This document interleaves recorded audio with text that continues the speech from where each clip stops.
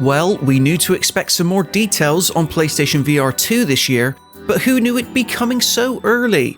Hi everyone, it's Aaron here from Push Square, and if you're from the UK or another European territory like me, you'll no doubt have woken up to the news that Sony took to CES to share more details about its next-gen virtual reality headset coming exclusively to PlayStation 5. From improved screen resolution, haptic feedback on the headset, yes, you did indeed hear me correctly, and eye tracking, we're going to be getting into all of the new details in this video. Who's excited? I know I am. So, starting off with the obvious, the big man Jim Ryan himself took to the stage during this year's CES conference to give PlayStation VR2 its official name. And it's, drumroll please, PlayStation VR2. Is it unexciting? Sure, but I think Sony understands how to handle the PlayStation brand from a consumer standpoint, and so doesn't want to risk confusing anyone about what exactly this is or why they need it. As such, I think choosing PlayStation VR2 as the name is the correct choice, and I can definitely see that 2 on the end eventually being dropped from everyone's vocabulary once the headset is out there and it becomes the norm. As well as the name, plenty of PlayStation VR2's new headline features were touched upon during the presentation too. Namely, the fact that, as well as PSVR2's Sense controllers offering haptic feedback in your hands, the headset itself will contain similar rumble features, all in the effort to subtly set you in the game world more immersively. Another notable feature is the enhanced visual fidelity, something that we were all expecting, which is now being made possible with PlayStation VR2.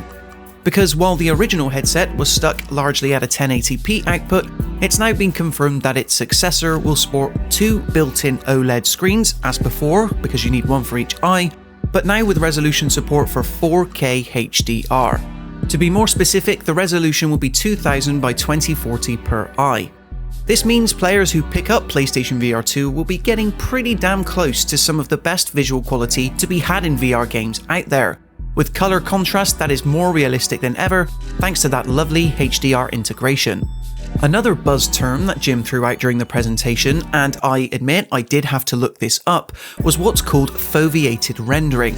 Now this is essentially a technique which allows visuals to be rendered in real time at just the point where you're looking.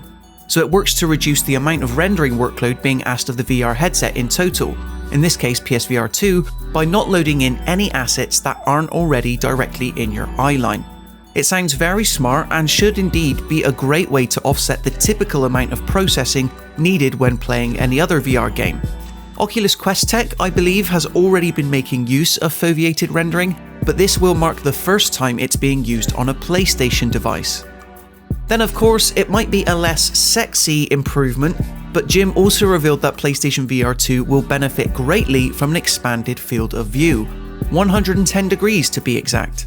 Now, this is a slight improvement over the first PlayStation VR headset's mere 96-degree field of view, making it easier for players to observe much more of the game world around them at any one time.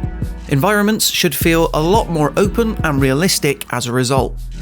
Now, Jim Ryan's short presentation was also complemented by a post on the official PlayStation blog, where Platform Experience Senior Vice President Hideki Nishino offered an extra breakdown of the newly revealed PlayStation VR2 specs.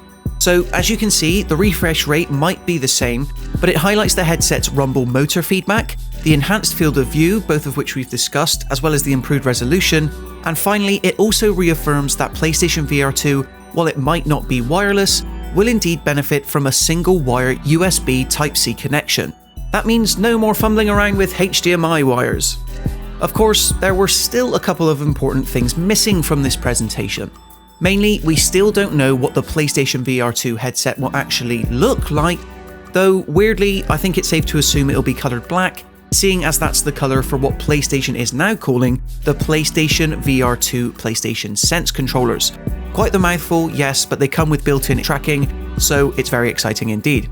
We also still have no idea on price or release date, as neither the blog or presentation, for some reason, felt the need to mention it. Funny that.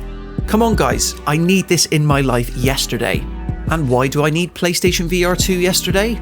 Well, Jim Ryan capped off the presentation with quite the humdinger of a note. handing over to Guerrilla Studio director Jean-Pierre Van Beek, who revealed that PlayStation VR2 is getting a substantial AAA quality exclusive in a new Horizon spin-off title. It's officially called Horizon Call of the Mountain and has been made for PSVR2 from the ground up to, quote, push hardware technology, innovation and gameplay. The game's confirmation was further complemented by a short teaser trailer that hints that we'll have plenty of opportunities to get up close and personal with those Horizon iconic robo-dinos. And I might be taking a bit of a punt here, but I did catch shades of Nolan North from the man who opens the trailer with a simple, hey. There. Do you think that's the case? Let me know in the comments below, and if it does turn out to be true, remember you heard it here first, Nolan North potentially confirmed. Guerrilla didn't go into details about when the game is set within the wider Horizon timeline, who indeed you would be playing as, or how long it'll even be, but it'll no doubt look impressive on the tech that Jim Ryan has previously revealed. There was also no word on whether Horizon Call of the Mountain would be a launch or maybe even a pack-in title for PlayStation VR2 when it releases. If it is, this is exactly the kind of day one oomph the technology will need to bring both new and returning PlayStation VR players in. However, for now, we'll need to wait patiently, comfortable in the knowledge that Sony is already tapping up Firesprite, the studio it purchased late last year, for its VR tech knowledge, as this is being co-developed alongside Guerrilla Games with them. Exciting times. So guys, obviously lots of tidbits of info and details to dive into there, but I personally am excited we've got to hear about new PlayStation VR2 details just so soon in the year. I think the new tech, like the headset haptic feedback, foveated rendering and eye tracking all sounds really good, and PlayStation is clearly intent on trying to make PlayStation VR2 a hit by revealing a dedicated VR Horizon game. And who knows, maybe a boat ride with Kratos is on the cards in the near future? We can always dream. Anyway, what are your thoughts on the new PlayStation VR2 details announced by Jim Ryan at this year's CES? Has it done enough to win you over into entering PlayStation 5's next-gen VR ecosystem, or will the price still be needed to sway you? Let me know in the comment section below. And then when you've done that, if you enjoyed this video, I would love it if you could leave it a like, and maybe even consider subscribing to the Push Square YouTube channel for everything else PlayStation related. Until next time, as ever, I want to thank you so much for watching, and I will see you in the next one.